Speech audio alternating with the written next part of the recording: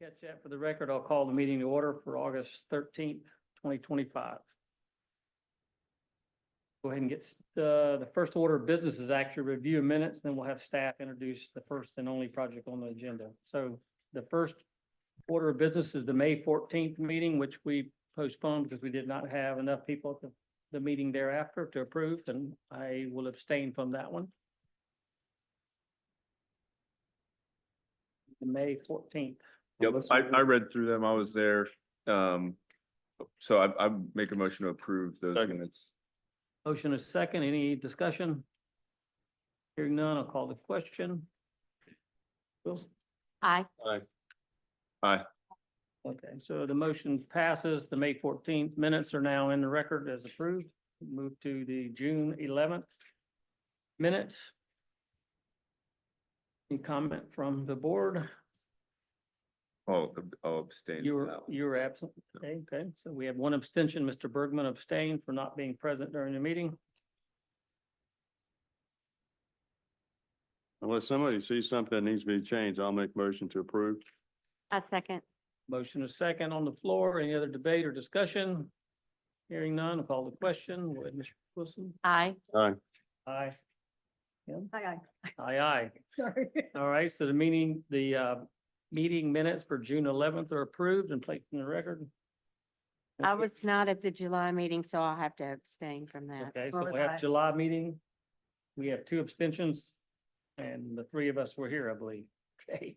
And I read through them. I didn't see anything objectionable, so I make a motion to approve as written. Second.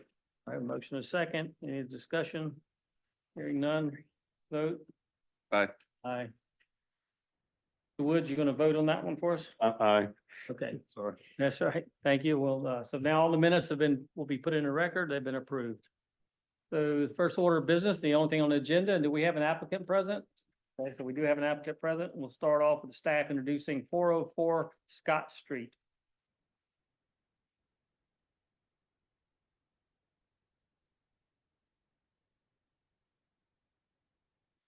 All right, good afternoon, Chairman, members of the board. My name is Nicholas Navia. I'll be presenting the staff report for 404 Scott Street. So we'll just go through real quick with the general information. The applicant is Mr. Thomas Rhodes. He's the architect. The project is for 404 Scott Street, and it's for the approval of the following exterior changes: the addition of a covered porch, a brick walkway, new shutters, new siding, and a new living fence. The existing windows and shingle roof are to remain on the house, with the porch roof to be a standing seam metal roof to tie into the existing asphalt shingle roof. It's in the Old Commons neighborhood. It's zoned T4N.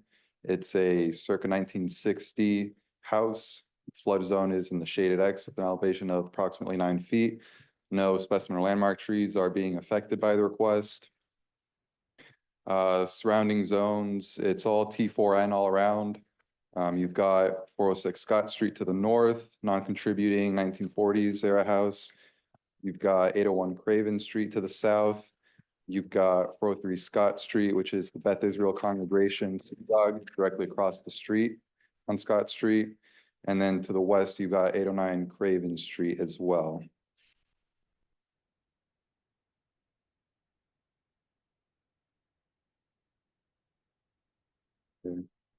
So a quick background, the applicant is, as already stated, requesting approval for a covered porch, 182 square feet. It's located in the front of the house. Project timeline, the project came to the HTRC meeting back on July 2nd of 2025. Staff left comments regarding mostly just the architecture. We've got up on the screen the zoning map and aerial map, so it's kind of in the middle of that Scott Street bounded by North Street to the north and Craven Street to the south. Everything in the area is zone T4N. Here's a street view. It's a small, modest little house. You've got 406 Scott Street tightly right next to it. And so here's kind of an overview of all the changes with the colors as well. We can quickly run through it from the top. So You can see that there's the existing shingle roof that's gray. The proposed color for the porch roof, the standing seam metal porch roof, is the patina green to tie into the existing shingle roof. You've got the true exterior alabaster trim. You got the columns painted that same white color. You've got the hardy plank siding, 6-inch exposure. You've got fiberglass operable shutters, and we'll have additional comments regarding the shutters, that ganged window in the front and the shutters for those specifically. You got the stained Sapele entry door. You've got thin brick pavers for the foundation, and then the painted alabaster white living fence that I believe is to be decorated with Confederate jasmine. Moving through the slides here, just some elevations, kind of going through the details of the project. We're putting shutters on all of the elevations except the rear. The rear is not from this, it's not to have any shutters there. Got the living fence, 4 foot in height, as appropriate for the historic district. These are some additional details for the door, the fence, and the windows.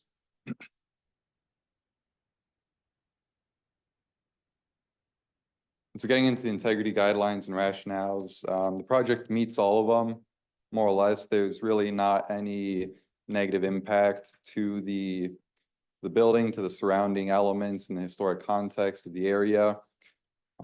Just one minor note in the materials that we included here is that staff would have preferred to leave the CMU uncovered, but considering the nature of the house with its non-contributing structure, the proposed materials are appropriate for a building of this kind.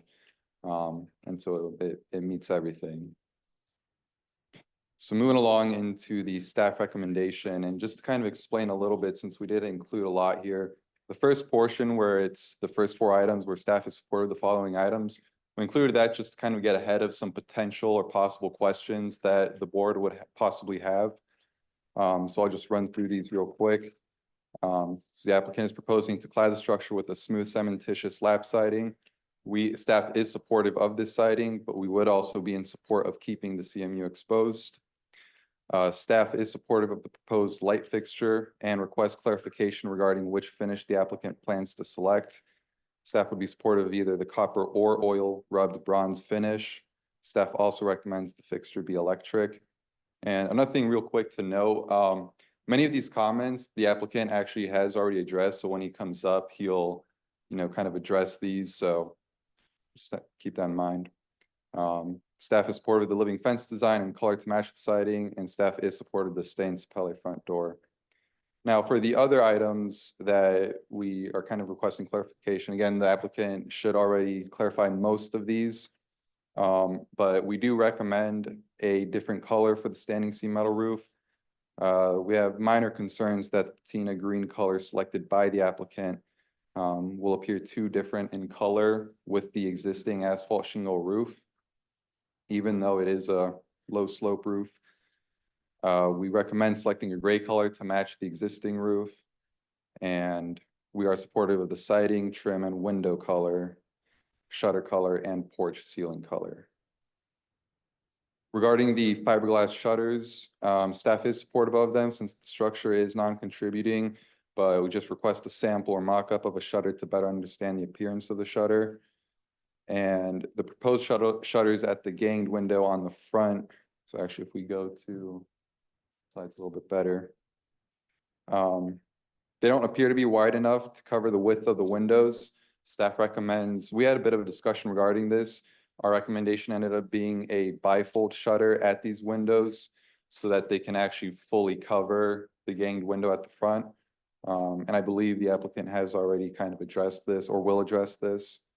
And then finally, we recommend reducing the depth of the eave at the front of the porch from 2 feet down to 1.5 feet or shorter to better match the eave depths on the existing structure. And I'll just leave one final comment regarding the color for the standing seam metal roof. While our professional opinion is, to change the color. I do think there are arguments to be made to keep the green on there. One, considering that it's a different material from the shingle roof. If it was a shingle porch roof on a different color, I think it would make more sense to keep it in line. But since it's metal, I think that lends a bit of credence to the different color. And also, if there's the eventual plan of replacing that existing asphalt shingle roof to a metal roof, a green metal roof to tie in with the porch green would likely be appropriate. That's all I've got. Thank you. Thank you very much. All right, so applicant spoke. We'll bring, or the applicant's up next, sorry. Want to tell us what we're doing? Good afternoon. I'm Thomas Rhodes with Frederick and Frederick Architects. Thank you very much for the presentation. I think that pretty much summed up the project for the most part. Thank you for allowing me to speak this afternoon. The client initially approached us for the need of the covered porch, really just to have an outdoor living space added. It is a modest size house, and having some additional square footage to enjoy the streetscape there was number one on her list. She does have a dog and had some issues as far as kind of trying to conceal the trash can, which is currently just sitting in the front yard. So she wanted a living fence, and we made kind of an alcove for that trash can. Unfortunately, there's really no other place for it other than that front corner, because of the distance between the property line and the house itself isn't enough to pull a trash can through there. I did address a lot of the staff comments already. I would say all of them except for the roof color. The client's an interior designer and really is adamant about adding some color to the project. And I've asked her, and we've had many conversations about the color, and feels very strongly about the patina green color for the roof. The siding, again, was something that the client requested. It also gave us the opportunity to add insulation to the outside of the structure, which currently is just a concrete block house. It's a minimal amount, but it's going to add some energy efficiency. And then, so basically just cladding it in a material that's kind of meets the vernacular low country style. If y'all have any questions for me, I'd be more than happy to. Great. Thank you for your presentation. We may call you back up as we get into some of the meat and potatoes of this project, but, Okay, thank you. all right. So, thank you, Mr. Rhodes. All right, so now we'll open the floor to public comment period. It looks like Ms. Sunderland from HBF is here. Thank you, Lisa Sunderla, Historic Beaufort Foundation. Our committee had the opportunity, the Preservation Committee of HBF had the opportunity to meet with Mr. Rhodes on Friday, and also at the HTRC meeting. And we are in agreement with these changes, but I told Mr. Rhodes that I was going to just make my own kind of comment with regard to the property itself and the changes that are being proposed. One of the challenges that we have within our historic district is creating false narratives. Making it look like it was developed in a certain way when it wasn't developed in that particular way. And when you're a national landmark historic district and you've got folks that are coming into your community, especially in the primary core commercial district area of the downtown, and they see a property, they're going to assume that, oh, they're not going to immediately say, oh, well, this has been altered. It was once a small cinder block building, which was very prevalent and still prevalent within our historic district now, because that's what people could afford years ago.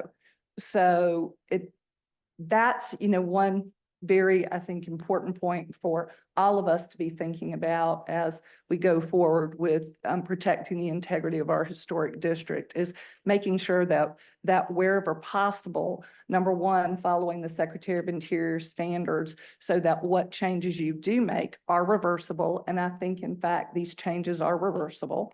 So I think that, definitely, you've got a great CMU structure right there.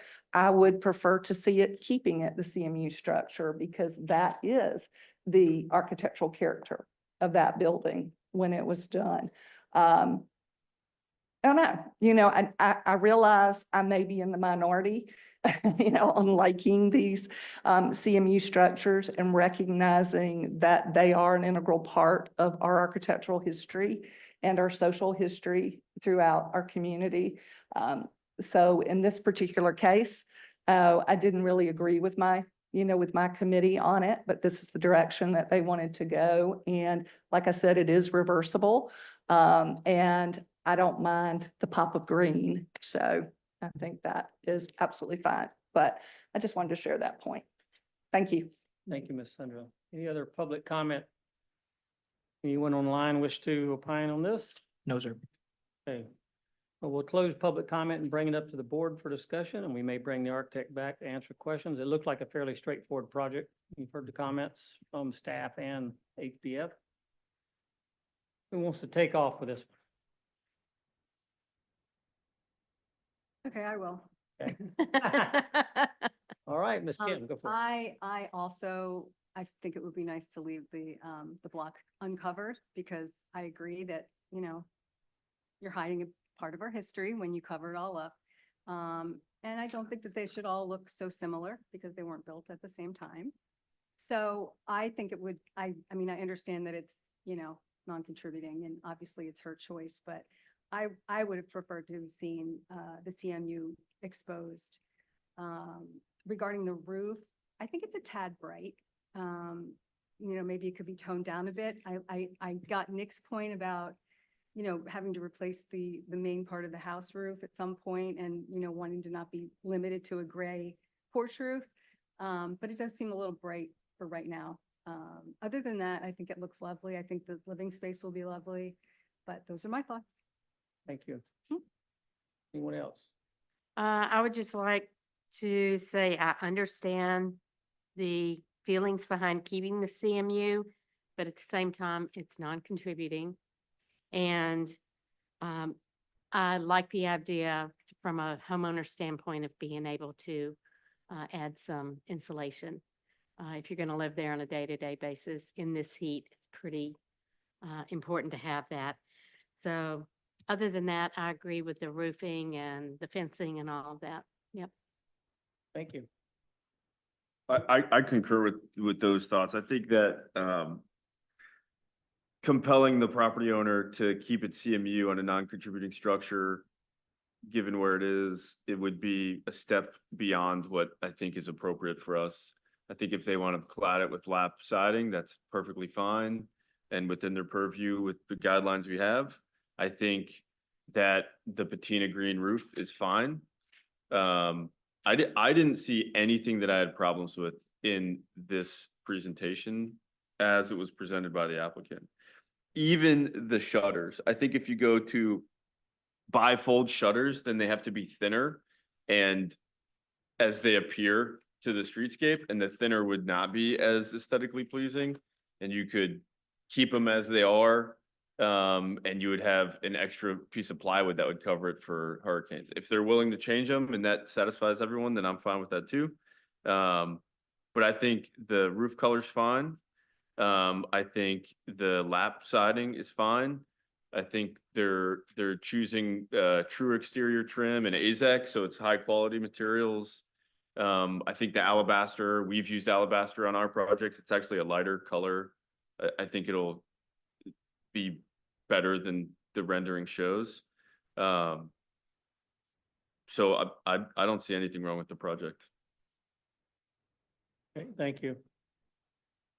Sir, Sort of in between everyone here.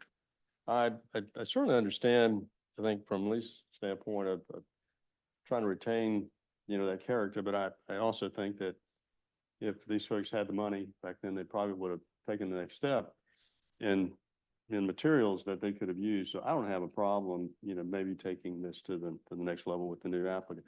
I think that staff has a few good points. I think having such contrast, and even though it may be a muted green, having contrast on that between the new metal roof and the existing asphalt shingles, you're gonna have a big contrast with standing seam versus asphalt shingle to begin with, and then add to that more contrast with additional, with a deeper color. I think the staff got that right. I think it should be more of a blend.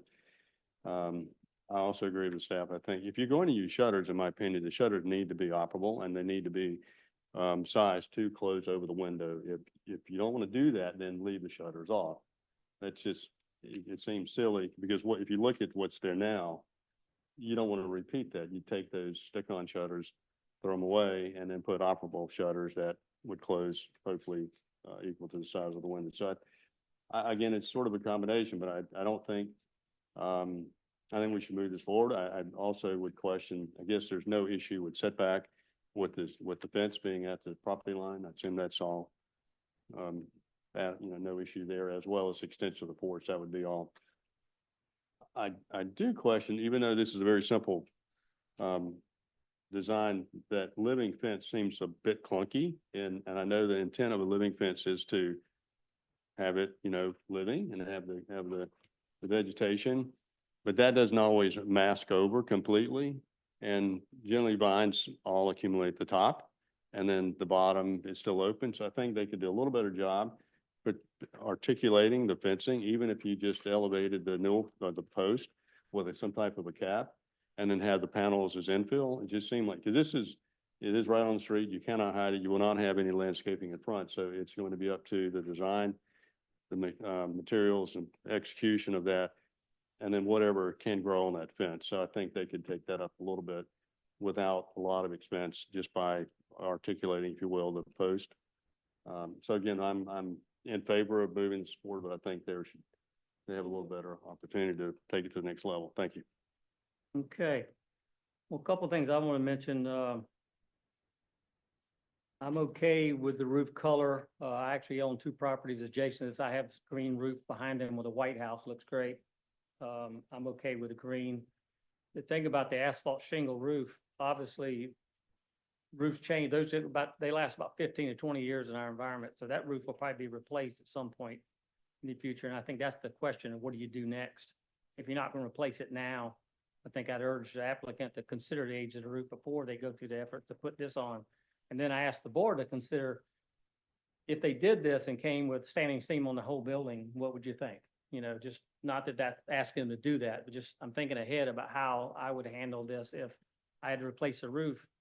Would you go with a green roof to match the green, or would you go with a charcoal or, if that's one, I'm okay with what's there, as presented. The eave depth, yeah, I mean, that can be a little bit concerning, but I think it's really about how much pitch you get off the roof to clear the deck. And then I want to talk about the porch deck and the illustration that's actually up on the screen. It looked like a terraced deck in the illustration, but in the site plan, it actually shows it as a single. And those may be planters. I'm not sure what that is behind the fence, but that's irrelevant really, because that's a landscaping component. But the fact that the brick pavers are being used in lieu of real pavers is somewhat of a concern, because I don't have the Milner document in front of me, but we typically don't do or applied tiles on porch decks, and it's actually spoken to in Milner that that's not an appropriate application. Now, I think Milner was speaking to ceramic tiles when they mentioned that. They weren't speaking to brick, wafers. And we've had a couple buildings over the years do like pier wraps in the wafers, and it's been successful to some degree. Depends on who lays it and how they grout the joints, if they do a proper running bond or whatever they're doing. Anyways, so that's something to consider, that we're allowing a concrete deck to be covered with a paver rather than just go ahead and do a 2-inch drop and then do full brick. Now, that's an expense issue, which I don't want to drive, but that's still a more appropriate way to handle something like this. As far as the fence goes, I have a living fence on my property separating the church parking lot. And one thing about living fences, they grow about 1.5 feet wider and probably 1.5 feet taller than what you build as an armature. So as a neighbor, I'm going to be asking, and I know the lady next door, so I'll talk to her when it starts, but consideration of how that fence line actually works with the adjacent property is important, because there's a narrow lane that we share between these two buildings. And I have a gate on it now, and you know, prior to this owner having the place, and in fact, since the place was built, it's always been my access point, not shared. I'm open to share, and I'll talk to her about that if she wants to get access to the front yard from her rear and use the same gate, but the fence she's putting up may negate that. So I got to talk to her about that and see how we incorporate the fence line in totality for the two buildings adjacent, right? So I may be willing to connect my front fence to her fence to make it all one gated area, and then have some internal subdivision that would not have to be grown because it would block that access. You know what I'm saying? So I'll talk to her about that. But I think the fence itself is appropriate as far as a Beaufort style fence, and living fence is the most appropriate fence style that we have available to us. The size of the southern jasmine though, growing on it, you have to be very careful about the setback off the sidewalk and give yourself planting room because it will take up eight inches. So those details need to be fine tuned at the end, not just thrown up. I agree with the comment about the bulkiness of the appearance, but I think the illustrative drawings really don't give us a good scale of what might be there. And when jasmine goes on a fence like this, you might see the gate post, but you won't see the rest of the fabric if everything goes to plan. And that's how the fence on the other side turned out. You don't see anything after all that work creating a beautiful wooden fence. It's all green. Or the gutters on. Yeah, I mean, there's gutter questions, I think, being brought up, but the other thing would be the staff comments, if we went that route, talks about recommending some changes to the column design at the house, the pilasters being added. I don't necessarily think on an overlay porch, those are that important. Now, they may be a good idea structurally, but I think you'll look at that when you tie that band in. In fact, staff in their notes, and it shows it on the drawing, recommended to return column, and maybe that's something you changed. But as far as a pilaster going down the edge of the building under those returns is in the staff notes. I don't know if that's a point of contention or an issue, but it is appropriate if you're having issues with structural connections to the building. Because right now they'll be penetrating or trying to attach to a block wall. There's nothing to attach to. Does that follow me? So when you do that return on the porch, what do you nail to? There's nothing there. So now you can cut out and pocket, and I don't know, we'll ask the architect, how do you plan to handle that detail? Well, that's a non-structural element. That was actually something that was added per the staff's request that return these. All right. I think it would just be a matter of just using it as a block and then. Just doing a cleat on the wall and strapping it. Or we pop it down in the CPU. Okay. Once it is, I mean, it's really just the weight of the beam.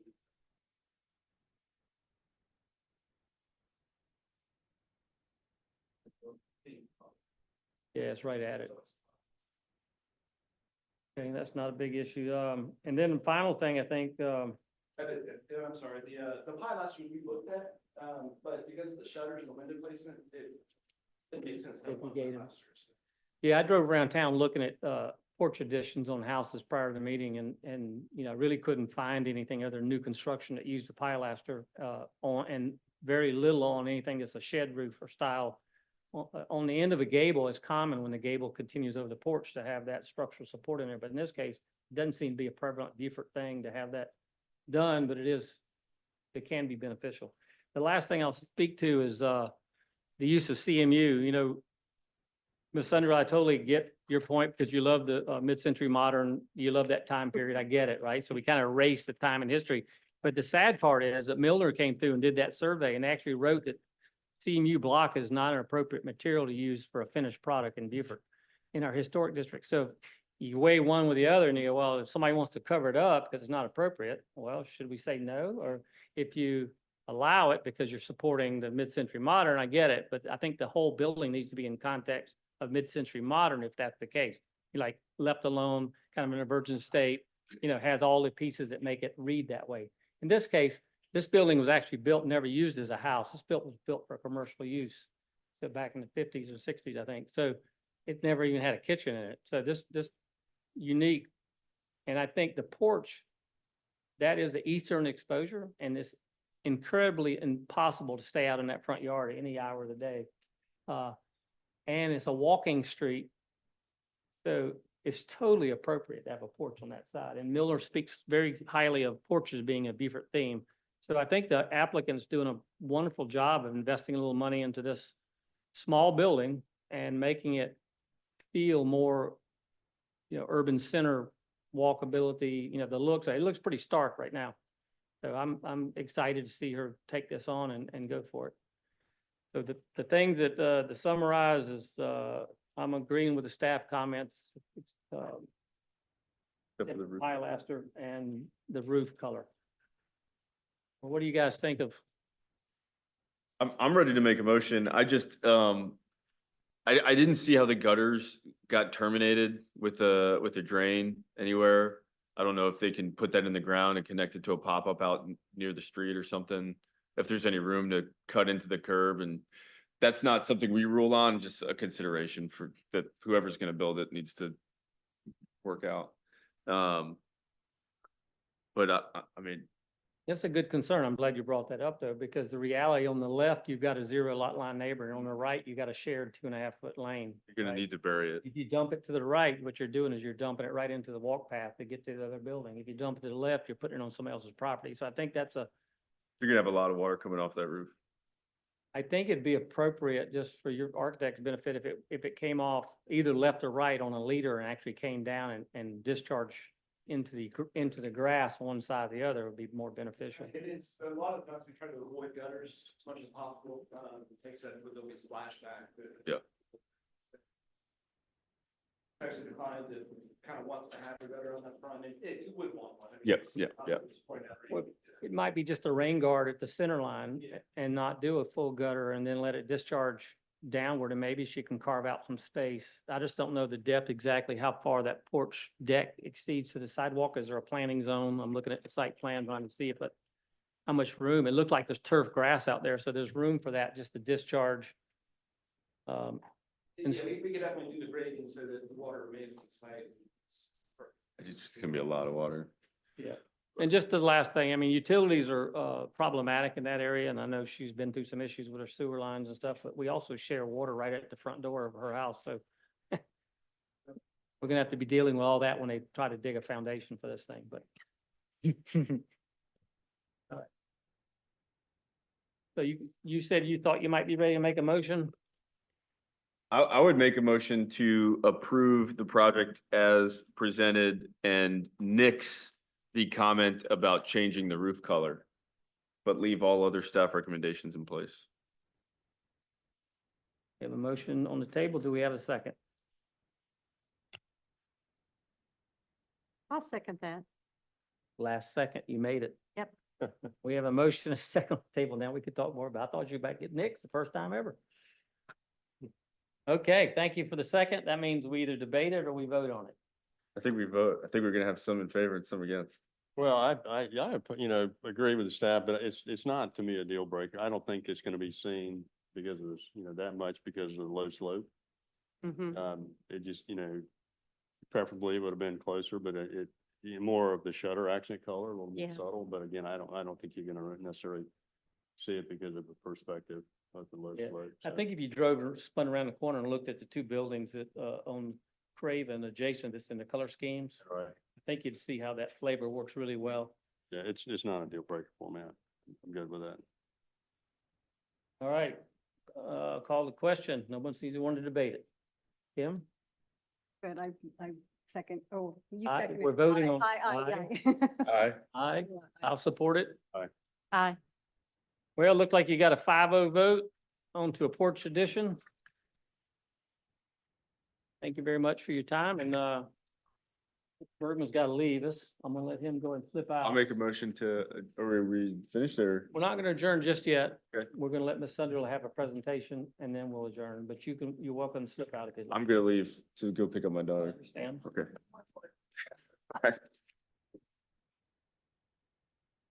This is, for the record, this is not an agenda item. It's part of our training, continued dialogue with the preservation world.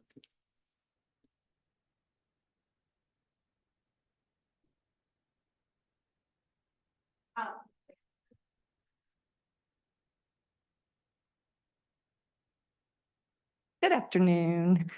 Lisa Sunderland, Historic Beaufort Foundation. I want to thank Chairman Sutton for the opportunity. I was speaking with Christopher and Nick this morning, and they suggested that it might be a good idea to give y'all an update on what's happening with our 1001 Green Street property that we purchased in June utilizing Historic Beaufort Foundation's revolving fund.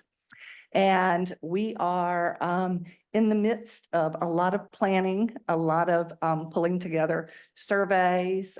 We're having structural analysis done also with regard to the house. And we are going to apply for the Archives and History Stabilization Grant. And that is due in September. So we can get up to $200,000, fingers crossed, with regard to that. And what we're essentially doing is y'all are looking at the whole house is in kind. We're basically going to stabilize, repair, in kind replace anything having to do with the envelope of the building at this perspective is our intent. Unless we find out, something as we're going through all of this analysis right now. We want to rebuild the porches, repair, obviously as much as we can. The rear porch, and Mr. Sutton is very familiar with this project or this building property because he's helped maintain it for 10 years, I guess, correct? Yeah. So he probably knows it better than anybody in town at this juncture. But the rear porch needs a lot of work. A lot of stabilization. It's got a corrugated roof right now that comes off the back. And so we anticipate that a great deal of work will have to happen with that in the rear, and hopefully we don't have to totally rebuild it, but that might be what happens.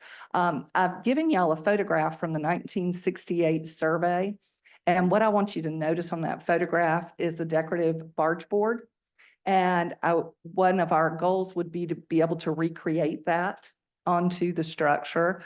It's absolutely beautiful. I wish we could have a better picture of it. We're going to be clearing out the old shed in the back, which has a whole bunch of lumber and a whole bunch of stuff in it. Who knows, we may find something in there. And the previous family that owned it is looking through their photographs as well too. But it looks like a very kind of lace work decorative sort of a barge board, and we may be able to find something else very similar within the district. Right now, the 1997 survey dates it at 1910. It could possibly be 1890s. We don't know at this juncture. We haven't gotten up into the attic. I don't know, Mike, if you had a chance to ever go into the attic on that building. To be able to look at that and the workmanship. But our goal again is to first stabilize, which would, and hopefully we'll be able to get the grant to do this, which would be repair, replacement of windows, in-kind, siding, porches, work that needs to happen with the roof. Hopefully minimal work will have to happen with the foundation. And then we want to bring back the shed in the back too, because that's a neat piece. At this juncture, we're looking at the interior. We have not come up with a plan as to whether we want it for commercial or we want it for residential. And we have even considered the potential of moving our offices there. So we're looking at a number of different options for it at this juncture. But I just wanted to give y'all a little bit of a heads up and wish us luck with applying for the grant, and we'll keep y'all up to date and informed with what's going on. And I anticipate we'll be going before HTRC within, the next couple of weeks. So, all right. Any questions or thoughts? And I think you've got Rob's design there, of how essentially the goal is. We just want to follow, as I always say, the historic narrative of the building, not do anything wild or crazy with it. No pink roof. You'll be good. All right. Thank you guys for But allowing- these, Thanks, Thank you. Lisa. Good luck. you could probably Yeah, collect best of those luck back up, to you. use for your next presentation to somebody. I think we need to throw them away.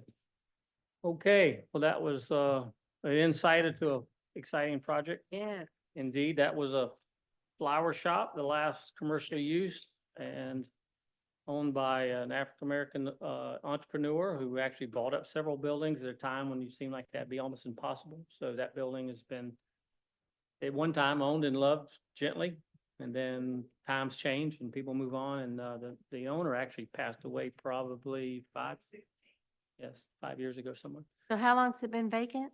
Since then, since she passed, Okay. went to her niece and nephew who live in Florida. Oh, okay. And they tried very hard to try to figure out how to do something with themselves. They were excited about receiving it, and realized that they just over their head. And so they made friends with HBF, and luckily it seems to be working out, and hopefully we'll see that one come back alive. Yeah. So I don't know of anything, there's no other agenda items, anything from staff we need to do? Okay. All right. We're adjourned.